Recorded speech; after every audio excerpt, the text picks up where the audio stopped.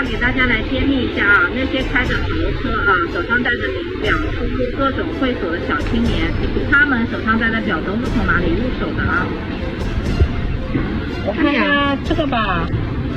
夫妻啊？这个是万国的是吧？对。多少呀290给你咯。290啊，有的少吗？没有啊，这种都是天花板的，你看一下细节都有。这个是蓝宝石的是吧？对，蓝宝石镜片。飞马厚实的啊。